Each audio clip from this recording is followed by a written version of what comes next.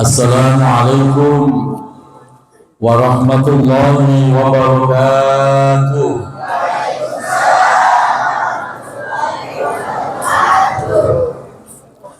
Allahumma sholli ala sayyidina Muhammad wa ashmilin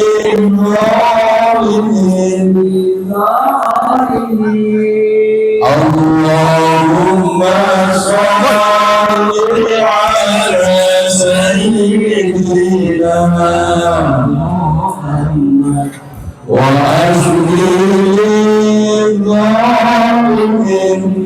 zalimin wa akhrijna min bainihim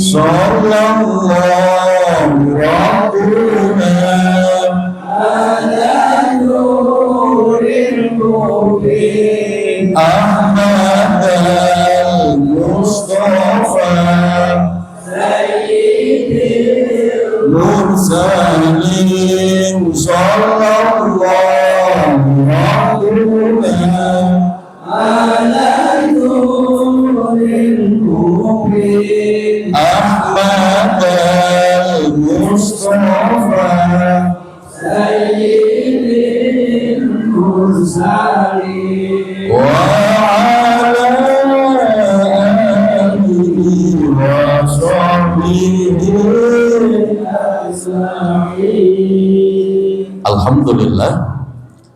Alhamdulillahilladzi hadana li hadza wa ma kunna linahtadiya laula an hadana Allah. Asyhadu an la ilaha illallah wahdahu la syarika lah wa asyhadu anna Muhammadan abduhu wa rasuluhu la nabiyya ba'da. Allahumma shalli wa sallim ala sayyidina wa maulana Muhammad wa ala alihi wa sahbihi wa man tabi'ahum bi ihsanin ila yaumil qiyamah. Amma ba'du. Fadilatun nujaba wal kurama, para alim, para asatid, wabil khusus ketua Majelis Ta'lim Al-Kausar Bapak Haji Faisal. Bapak Haji Bapak Profesor Dr. Bapak Haji Edi Junaidi. Salah informasinya berarti. Mohon maaf Pak Profesor ya. Alhamdulillah saya kesini ketemu beliau kaget. Saya sudah lama nggak ketemu beliau. Pernah kenal itu di Al-Azhar dengan status yang berbeda Bu. Kira-kira tahun 2006 beliau statusnya mah luar biasa di Al-Azhar, sementara saya sebagai sales yang masuk ke Al-Azhar. Betul itu Bu. Saat itu saya masih S1, saya S1 dijuluki sebagai sarjana pisau. Sebab saya kalau kuliah bukan bawa buku, bukan bawa kitab, tapi membawa pisau. Ya betul itu. Itu home industry dari kota saya, kota Kudus. Saya jual di sini. Dulu, alhamdulillah sekarang saya sudah tidak jualan pisau. Yang terhormat seluruh para asatid, seluruh para sesepuh, orang tua kami Bapak Haji Sayuti. Beliau luar biasa. Setiap Kamis di Masjid Al-Faronggo saya ditemenin beliau dalam kajian kitab Nasha'ihul Ibad. Beliau orang tua yang luar biasa, walaupun sudah tidak muda lagi, karena beliau nggak mau disebut tua Bu, tidak muda lagi, tapi energinya luar biasa. Kita doakan sehat selalu. Guru kita Kiai Haji Kamaluddin Mugni ini juga sahabat, cuma udah 10 tahun nggak ketemu. Alhamdulillah dipertemukan di Al-Kausar ini. Seluruh para asatid, mohon maaf tidak bisa menyebut nama satu persatu. Semoga para asatid, para guru senantiasa Allah pelihara kesehatannya dan Allah tambah-tambah keberkahannya. Tokoh masyarakat, bil khusus Bapak Lurah kita, orang Betawi tapi terasa Jawa, yaitu Bapak Bambang Sugiarto. Ini Jawa banget Pak, makanya saya kaget, ini Betawi apa Jawa? Betawi rasa Jawa. Semoga sehat ya Pak Lurah, Bapak RW, Bapak RT seluruhnya tanpa terkecuali, seluruh jamaah Bapak Ibu. Di sini juga ada saudara saya Pak Dedanus. Ini Pak Dedanus, ini nggak ada hubungan darah, nggak ada hubungan nasab, tapi hubungan kita udah kayak saudara. Setiap kali istri saya melahirkan, beliau dan istrinya yang menjagain. Betul itu Pak. Ini Pak Danus. Budi Danus datang nggak Pak De? Jangan sehat. Semoga sehat. Seluruh jamaah Bapak Ibu serta anak-anakku semua yang hadir pada kesempatan malam hari ini tanpa terkecuali, semoga kita semua senantiasa Allah sehatkan lahir batin kita, Allah tambah-tambah keberkahan hidup kita, Allah istiqomahkan kita di dalam kebaikan, dan kelak diwafatkan dalam keadaan husnul khotimah. Amin ya rabbal alamin. Dari Kampung Pulo ke Ratu Jaya, mencari berkah, mengharap syafaat. Alangkah bahagianya bertatap muka dengan jamaah yang solih dan solihat. Amin. Yang berkerudung merah tampak, itu merah kan Pak? Saya lagi ngelirik yang di kanan itu.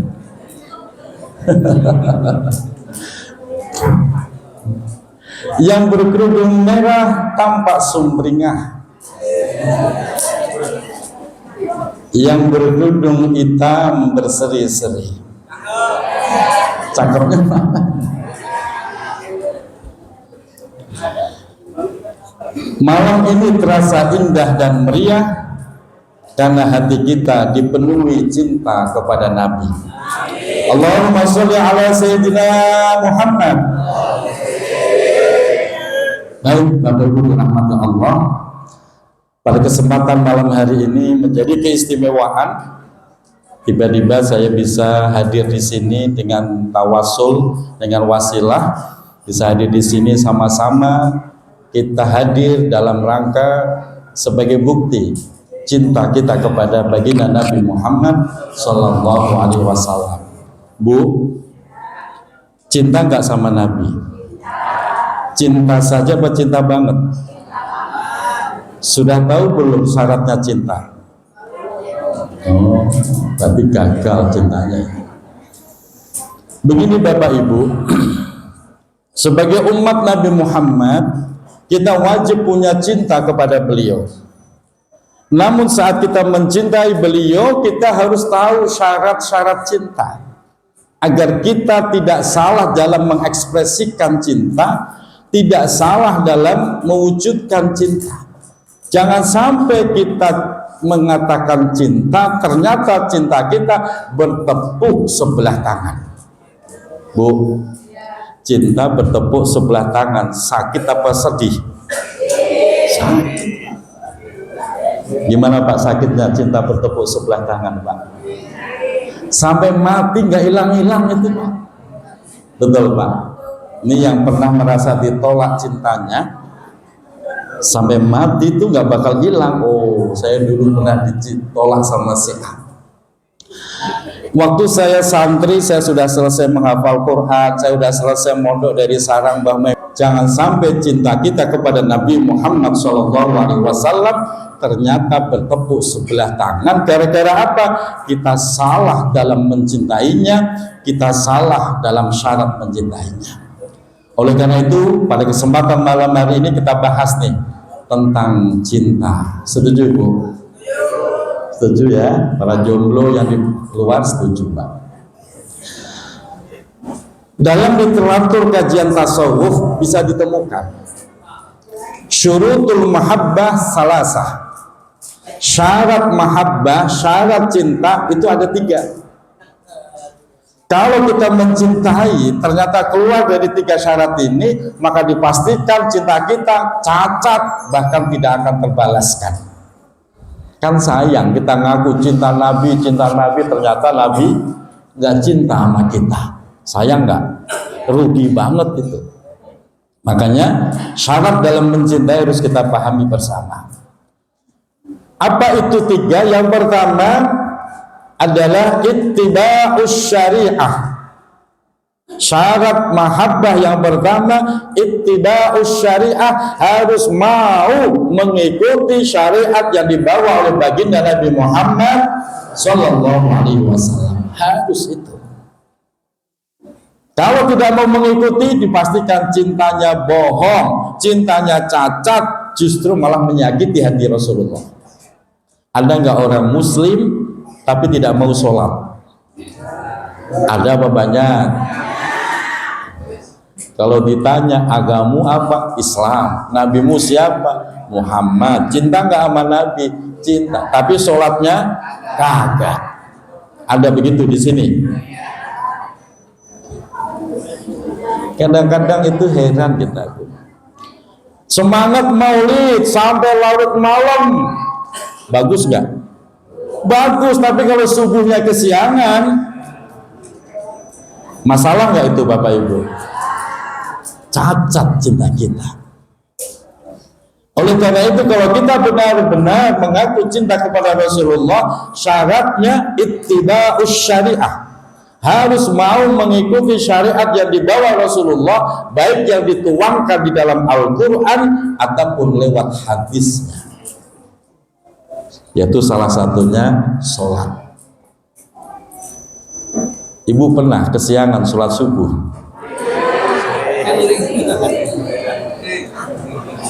Bapak pernah kesiangan sholat subuh, Pak? Sering dan gak ada nyesel-nyeselnya ini loh, Pak. Kadang-kadang saya tuh heran, ini bapak-bapak diajak tahlilan mah semangat bener, diajak tahlilan, doa bersama, selamatan di kubur, semangat bener. Tapi ternyata banyak yang tidak mau sholat. Betul? Ini kata Pak Haji Suyuti loh ya. Yang lebih parah tuh kan gali kubur, itu pun nggak sholat. Di tempat saya, nggak tahu di sini gimana Pak?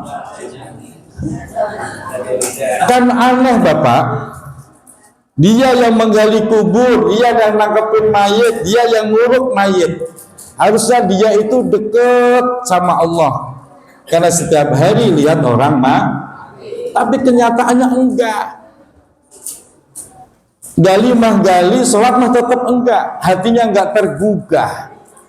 Kenapa demikian? Karena gali kubur itu bukan ibrah pelajaran bagi mereka, tapi itu adalah sebuah proyek bisnis. Betul nggak Pak? Sekali gali berapa duit Pak? Padahal ngakunya Islam loh Pak, ngakunya cinta Nabi loh. Makanya kita luruskan cinta kita.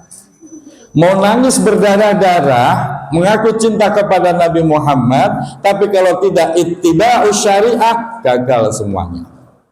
Karena itu merupakan syarat yang harus dipenuhi di dalam mencintai Rasulullah. Dan rumus ini juga berlaku Pak dalam kehidupan kita.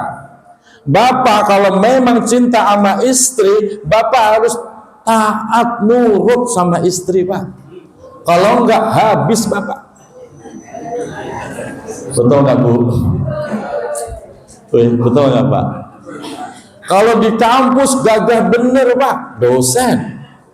Begitu di rumah dibentak sama istrinya, hilang doktornya Pak. Teman saya bukan Pak Edi, bukan. Masya Allah. Wah kalau di kampus semua terkenal, dosen yang cerdas, dosen yang killer. Begitu di rumah dibentak sekali, nyender tembok langsung Pak. Artinya apa? Sama. Ketika bapak memang mencintai istri, pastikan bapak melakukan yang disenangi istri dan meninggalkan yang tidak disenangi istri. Kok bapak berani ngelawan? Habis pak. Alamat tidur di depan pintu pak. Begitu juga ibu. Ibu kalau memang benar-benar cinta sama suami, ibu harus nurut sama suami. Kok ibu bantah mulu, ngelawan mulu, ibu bisa dicariin temen nanti. Paham gak bu? Ditukar tambah sama suami nanti. Iya, makanya biar cinta ibu itu terbalaskan, ibu nurut sama suami. Dan sebagai istri itu enak kok bu, enak banget dalam Islam itu. Sebab kenapa? Kewajiban istri itu cuma satu, nurut sama suami. Nyuci itu kewajiban suami, masak kewajiban suami, ngepel rumah kewajiban suami. Kewajiban istri cuma satu, yaitu nurut. Kalau disuruh nyuci, ya nyuci. Disuruh masak, ya masak. Begitu caranya bu, harus nurut. Kalau nggak nurut, rumah tangga udah kayak neraka, berantem mulu itu pak. Makanya syurutul mahabbah ittiba'us syariah, ngikutin syariat yang dibawa oleh Nabi Muhammad Sallallahu Alaihi Wasallam. Di Bulak Timur, nggak saya sebut namanya pak, ada namanya Majelis Ma'rifatullah Bulak Timur pak. Kajiannya tentang hakikat dan ma'rifat. Akhirnya ujung-ujungnya dia tidak sholat pak. Kenapa? Karena dia merasa sudah ma'rifatullah, sudah kenal Allah, ngapain sholat? Sholat itu bagi orang yang bodoh-bodoh, gak kenal Allah, begitu katanya. Masya Allah, sesat menyesatkan. Tapi anehnya orang Indonesia udah jelas sesat, tetap aja ada pengikutnya pak. Diskusi sama saya, gurumu orang mana? Sebutkan dari Cilandak ya. Ngajinya di mana? Kalau itu saya nggak tahu. Pekerjaannya biasa sehari-harinya ngapain? Mancing, begitu katanya. Lo mancing kok kamu jadikan guru? Guru saya mah kelihatannya doang mancing kiai, begitu. Aslinya mah lagi ibadah. Orang tuh kalau udah dicuci otaknya begitu pak. Makanya ngaji yang jelas, majelisnya jelas, tempatnya umum, siapapun bisa masuk ke majelis Al-Kautsar, gurunya jelas, kitabnya jelas, sanad keilmuannya jelas, dijamin selamat dunia akhirat. Tapi kalau pengajian yang modelnya eksklusif seperti itu, ngaji itu jam 1 malam baru mulai bu. Katanya ngaji khusus orang-orang yang ma'rifatullah. Itu terjadi. Apakah itu pecinta Nabi? Salah. Jelas pastikan itu sesat. Maka syaratul mahabbah ittiba'us syariah. Yang kedua, syurutul mahabbah ihya'us sunnah. Apa bu? Diapalin, nanti jadi pertamaan door prize loh ini nanti. Ya begitu kan pak. Hadiahnya banyak apa dikit pak? Karena tadi saya udah di WA Kiai, nanti kasih pertanyaan yang gampang-gampang saja. Saya bingung gampang itu kelas berapa.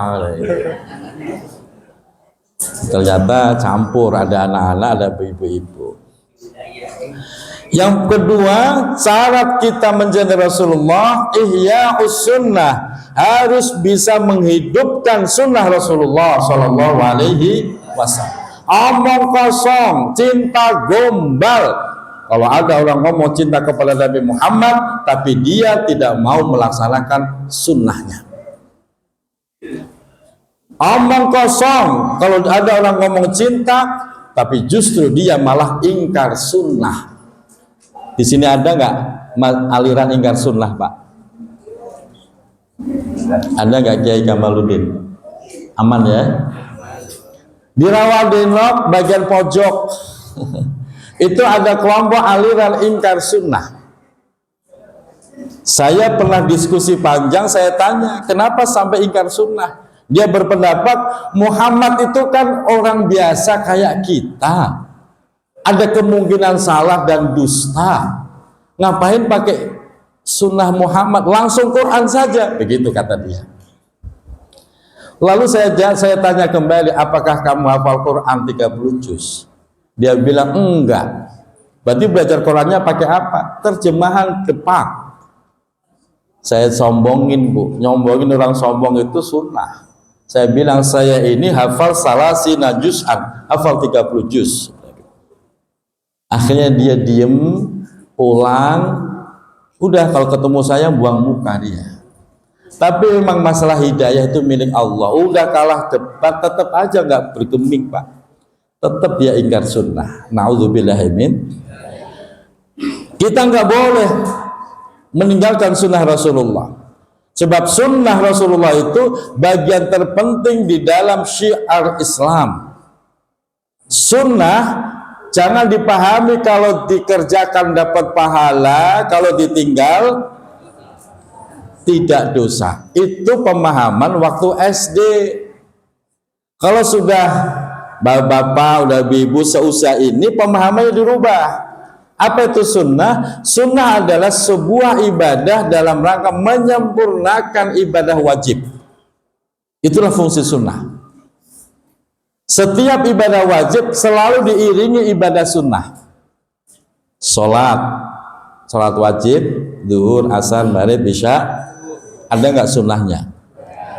Ada qabliyah, ba'diyah, dan seterusnya. Puasa yang wajib Ramadan, ada nggak puasa sunnahnya? Apa itu, Bu? Ada puasa Syawal, Senin Kemis, puasa Daud, dan seterusnya. Zakat wajib. Ada nggak yang mengiringi sunnah selain zakat? Apa itu? Sedekah, infak. Itu adalah penyempurna. Haji wajib. Ada sunnahnya, yaitu umrah. Jadi setiap ibadah wajib selalu ada sunnah. Karena fungsi sunnah adalah menyempurnakan ibadah wajib. Kalau ada orang ngaku cinta kepada Rasulullah, tapi dia tidak mau menghidupkan sunnah Rasulullah, maka cintanya dipastikan palsu, tidak bakal dibalas oleh Rasulullah Shallallahu Alaihi Wasallam. Saat ini, Pak, Bu, banyak umat Muhammad yang justru malu ketika mengerjakan sunnah. Malu, Pak. Emang biasanya nggak pernah qobliyah ya. Jadi udah sampai masjid ya tetap aja celingak-celinguk duduk, nggak mau qobliyah, katanya malu gua. Kan aneh umat Muhammad tapi malu mengerjakan sunnah nabinya. Ada yang benar-benar males banget. Tiap malam bangun bisa 1-2 kali bangun. Ya, Bu. Ngapain? Kencing doang. Cebok nggak, Bu? Cebok nggak? Lo kok nggak sekalian dicebokin tuh wajahnya, gitu loh, Bu. Dibangunin Allah sekali 2 kali kok nggak sadar-sadar, Bu. Saat kita tertidur tiba-tiba bangun, entah itu karena kebelet pengen pipis, entah itu kaget karena mimpi buruk, itu hakikatnya Allah sedang membangunkan kita. Allah menunggu sholat tahajud kita. Allah bersiap diri mengabulkan doa yang dipanjatkan hamba tersebut. Cuman sayang udah 3 kali bangun cuman kencing. Ada orang begitu? Emang orang sini, Bu. Coba kalau boleh jujur, Ibu tahajud terakhir kapan? Woi, Ramadan. Iya, Ramadan. Begitu, Pak. Kadang-kadang udah pakai alarm, disetel itu alarm, bangun mah bangun. Ngapain? Matiin alarm. Masya Allah. Nah di sini loh Bapak Ibu, ihya sunnah, menghidupkan sunnah. Tahajud gak usah lama-lama, 2 rakaat saja. Membaca Quran juga bagian dari sunnah, hidupkan. Bahkan dalam sebuah riwayat, man ahya sunnati inda fasadi ummati falahu ajru mi'ati syahidin. Barang siapa yang mau menghidupkan sunnahku ketika umatku sedang rusak, akhir zaman kayak begini nih Pak, falahu, maka berhak bagi orang tersebut mendapatkan pahala 100 pahala orang mati syahid. Subhanallah. Di akhir zaman ini kok Bapak mau tahajud, Bapak mendapatkan pahala 100 orang mati syahid. 1 orang mati syahid aja dijamin surga, apalagi 100 orang mati syahid. Bapak berangkat kerja, ibu pagi-pagi habis sholat subuh, bu, habis sholat subuh jangan langsung ke dapur. Kalau ibu sampai masuk dapur, seharian gak bakal beres urusan dapur. Betul bu? Ngapain? Habis sholat subuh, ibu ambil Al-Quran. Ambil Al-Quran, ibu baca. Gak usah banyak-banyak, 1 juz aja. Kenapa Pak? Kesedikatan. Oh, kebanyakan. Ibu nggak hafal Quran sih, 1 juz lama. Kalau seperti Pak Profesor 1 juz paling 15 menit selesai. Ya sudah, kurangin lah. Yang penting ibu baca. Di samping ibu mendapatkan pahala menghidupkan sunnah, keberkahannya luar biasa bagi orang yang mau baca Al-Quran di pagi hari seperti itu. Kenapa? Karena Allah setiap pagi mengutus malaikatnya untuk bagi-bagi berkah. Siapa orang yang paling dulu mendapatkan berkah? Orang yang paling dulu membaca Al-Quran. Makanya habis sholat subuh jangan tidur, jangan ke dapur. Urusan rumah tangga mah nggak pada beresnya, sampai malam juga masih bebenah terus. Betul. Makanya saya kalau sama bundanya, kalau nggak ada kegiatan keluar, saya baca Quran. Saya baca Quran, istri juga baca Quran. Kalau saya selesai duluan, Shadaqallahul Azim, saya ke dapur. Saya ngerebus air. Kira-kira cukup untuk 2 gelas. Saya buat 1 buat bikin jahe, yang 1 kopi liong dengan sedikit gula. Dari tadi saya ngeliatin nih mana kopinya ini.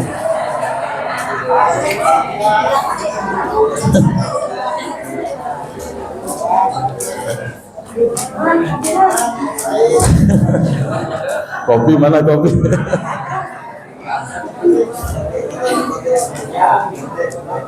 Saya nggak mau pakai air apa namanya? Nggak mau. Nggak enak kopi liong pakai air itu mules Pak. Harus direbus sampai mendidih. Oh. Udah jadi saya anterin, saya bilang Bun, kita ngopi dulu. Oh, itu dunia rasanya milik berdua. Betul Pak. Bu, pernah nggak dibikinin minum sama suami? Kasihan amat sih Bu. Pak, jadi suami jangan manja Pak. Sesekali istri bikinin kopi Pak, bikinin teh kesukaan dia Pak, bikinin Pak. Itu istri kok dibikinin minuman kesenangannya langsung kelepek-kelepek Pak. Iya betul itu. Gila nggak Bu? Oh, maunya suami model gitu langsung direbusin air Pak. Penting membangun romantisme, membaca Quran itu bagian sunnah Rasulullah. Coba nanti Bapak rasakan, kok pagi-pagi begitu, Masya Allah, berkah hidup kita, bahagia dunia, bahagia akhirat. Kenapa demikian? Fi kulli harfin asyru hasanatin. Setiap 1 huruf yang kita baca itu ada 10 kebaikan yang Allah serahkan untuk kita.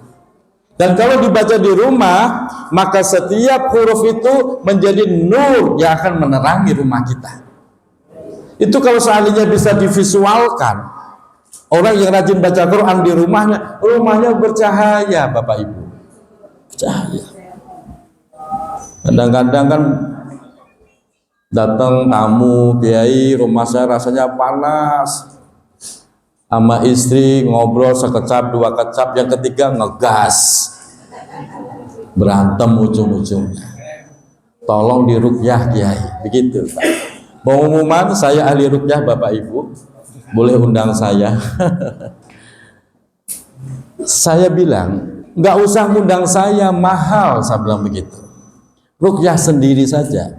Caranya apa? Tiap pagi baca Al-Quran. Nanti rumah itu adem, rumah itu nyaman, rumah itu bagaikan surga bagi penghuninya. Baiti jannati, rumahku adalah surgaku kalau sering dibacakan Al-Quran, kalau sering digunakan untuk sholat-sholat sunnah. Makanya menghidupkan sunnah bagian terpenting di dalam kehidupan kita dan syiar agama kita. Bayangkan kalau orang umat Muhammad tidak ada lagi yang mau menghidupkan sunnah, agama kita akan sepi, akan terkikis, bahkan akan tercabut dari hati umat Nabi Muhammad itu sendiri. Maka ihya'us sunnah harus kita lakukan dan kita mendapatkan pahala yang luar biasa. Malam ini kita berazam, Bu, berniat berazam. Insya Allah malam ini kita akan tahajud. Amin ya rabbal. Niat doang itu udah dapat pahala. Kita mau tidur nih, niat, ya Allah, saya mau tidur, semoga nanti bisa bangun jam 3, setengah 4 untuk tahajud. Itu sepanjang Bapak Ibu tidur, itu sudah mendapatkan pahala tahajud. Kok bisa benar-benar bangun, maka sempurnalah pahala kita. Bahkan seandainya nggak bangun-bangun, mati Pak. Itu dijamin mati husnul khotimah. Sebab ada niat yang mulia di dalam tidur itu. Maka ibadah sunnah itu penting. Itu yang kedua, syarat mahabbah ihya'us sunnah. Yang ketiga sekarang, mohon maaf saya dibatasi jam berapa Pak Faisal?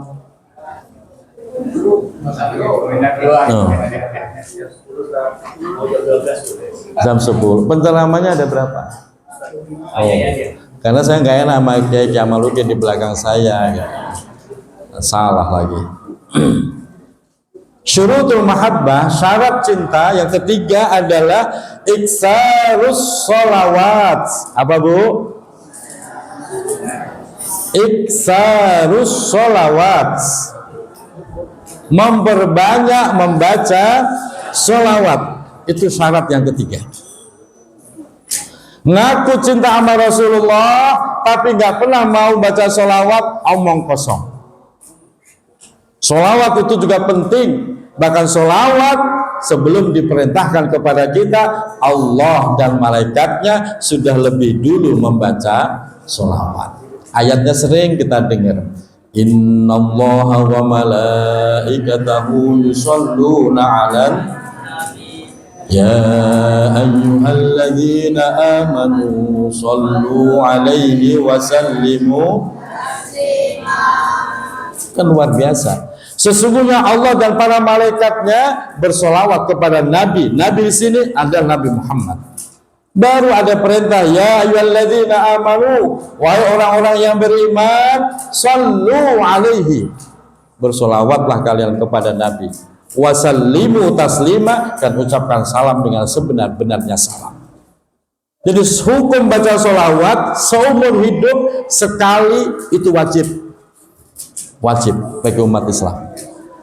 Bagi orang yang sholat wajib baca sholawat. Ibu sholat tapi nggak ada sholawat, nggak diterima sholat kita. Betul. Bapak ibu sholat nggak ada sholawat, nggak diterima sholatnya.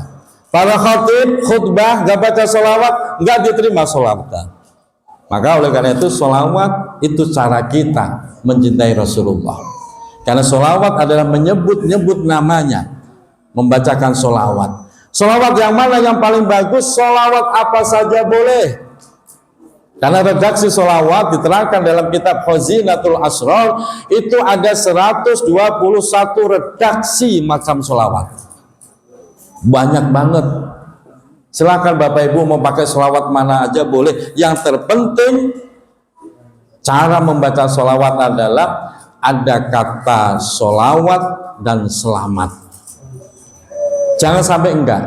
Jadi kalau umpamanya Bapak Ibu menggunakan redaksi dengan bentuk fi'il madhi, Ibu paham fi'il madhi? Fi'il madhi itu kelapa dipakai sama singkong,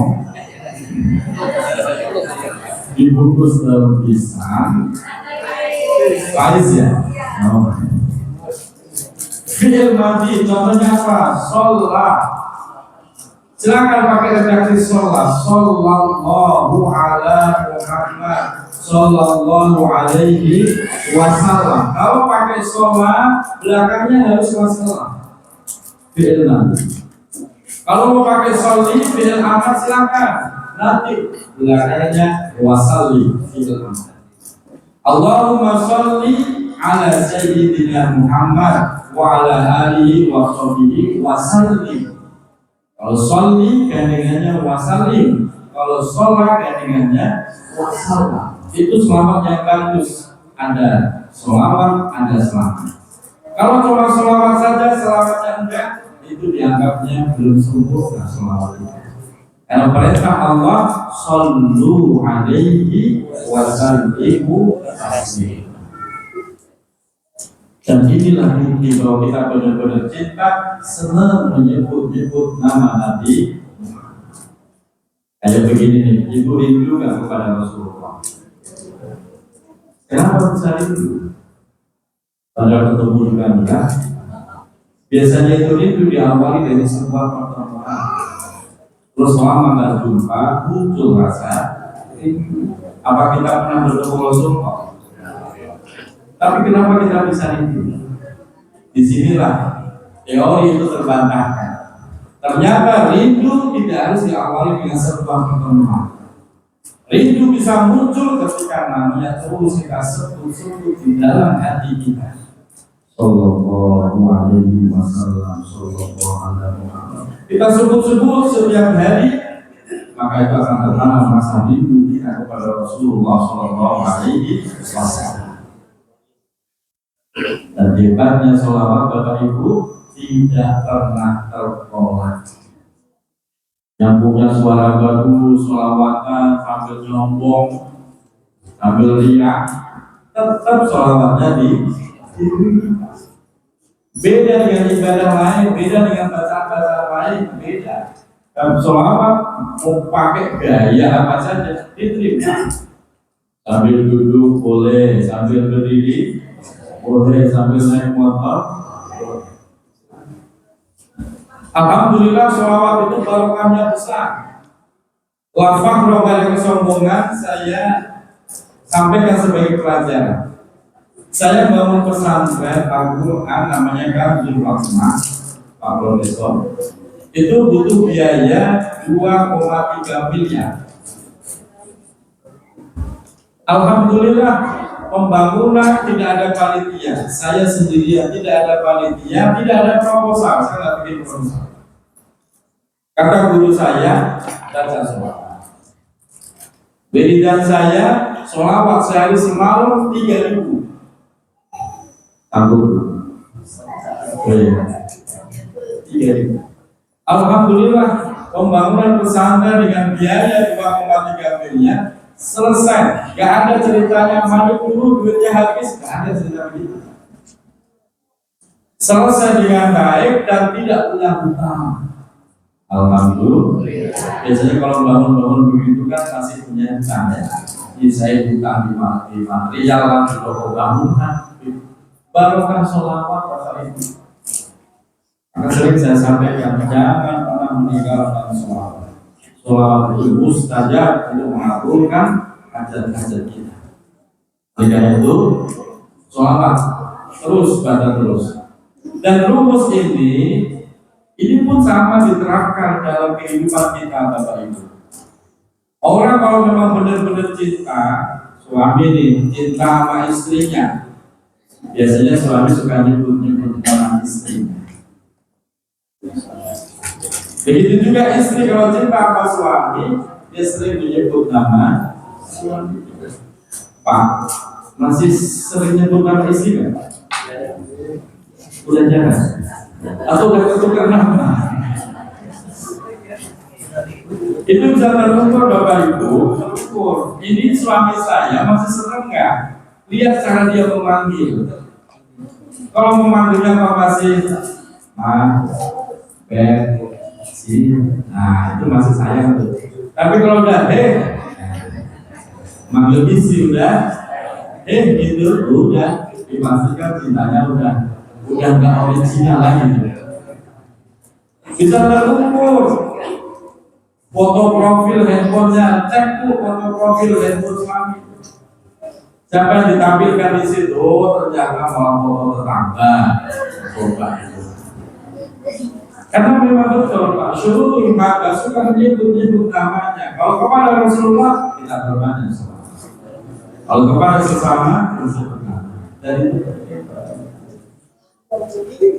di dalam sebuah kitab Fazilul Asrar yang tadi saya sebutkan, kalau ibu bapak bisa mengamalkan dalam sholat 3.000 sehari semalam, panggilannya itu akan ke bawah semuanya. Dunia akhirat kita ke bawah, itu terang kita itu. Anak cucu buyut yang belum lahir sekalipun sudah ke bawah. Rezeki, kebahagiaan ke bawah semua. Karena sholat 3.000 ke bawah semua orang. Makanya kalau mau sanggup silahkan diamalkan batas sholat apa saja. Mau yang pendek boleh, yang paling pendek ya sallallahu alaihi wasallam. Ada sholat, ada wassalam, jangan sampai putus. Dan itu rahasia sholat. Sehingga para waliullah tidak ada yang meninggalkan sholat. Bahkan kita waktu jadi santri ada namanya Dalailul Khairah, puasa 3 tahun yang diwirid sholawat. Puasa 3 tahun, setiap setahunnya libur 5 hari. Idul Fitri, Idul Adha, Ayyamut Tasyrik. Kita puasa 3 tahun. Wiridannya sholawat. Itu Dalailul Khairah namanya. Dan ini berbeda. Ibu, bapak punya anak bandel dibilangin susah, sholawatin. Ibu, saya jadi ibu, kalau ibu punya suami bandel dibilangnya susah, macam dulu kerjanya. Ada suami macam dulu Pak. Bu, saya jadi. Ibu baca Bismillah sama sholawat itu disambung tanpa nafas, cukup 3 kali saja. Bismillahirrahmanirrahim. Allahumma sholli ala sayyidina Muhammad. Bismillahirrahmanirrahim. Allahumma sholli wa sallim ala sayyidina Muhammad. Ulang 3 kali tanpa nafas. Tiupkan di air. Minumkan pada suaminya. Langsung ke waktu. Kalau nggak mempan, akan datang ke rumah saya. Bawa gula, kopi. Buktiin Bapak Ibu. Bismillahirrahmanirrahim. Allahumma sholli wa sallim ala sayyidina Muhammad. Bismillahirrahmanirrahim. Allahumma sholli wa sallim ala sayyidina Muhammad. Bacanya pelan yang seperti yang paham. Tiupkan ke air. Itu telah tadi biasa. Itu anak yang bandel, Allah lembutkan hatinya. Kesulitan yang paling utama yang terjadi itu mendidik anak. Apalagi kalau anak udah megang handphone. Dipanggil sekali, noleh nggak? Panggil 2 kali, itu tendang itu noleh juga. Betul? Kenapa seperti itu? Karena nggak ada hubungan rohaninya. Hubungan rohaninya dari orang tua lemah, sehingga dipanggil itu nggak bisa noleh. Nah itu telah jadi itu. Baca Bismillah, selalu disambung 3 kali tanpa nafas, tiupkan air. Tadi diminumkan, insya Allah itu sudah Allah membuka hatinya, patuh kepada orang tuanya, rajin beribadah, rajin belajar. Amin ya Rabbal. Bapak Ibu dirahmati Allah, sesuai kesepakatan jam 10 kurang 15 selesai. 15 menit katanya buat pembagian door prize. Begitu ya? Ini nanti gimana konsepnya Pak Haji Faisal pembagian door prize-nya?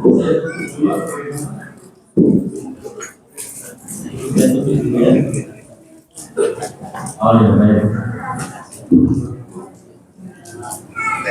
Ya, alhamdulillah. Baik Bapak Ibu dirahmati Allah, walau izinkan semoga bermanfaat dan semoga kita dikumpulkan oleh Allah besok di surganya bersama baginda Nabi Muhammad Sallallahu Alaihi Wasallam. Amin ya rabbal alamin. Maaf lahir dan batin. Assalamualaikum warahmatullahi wabarakatuh.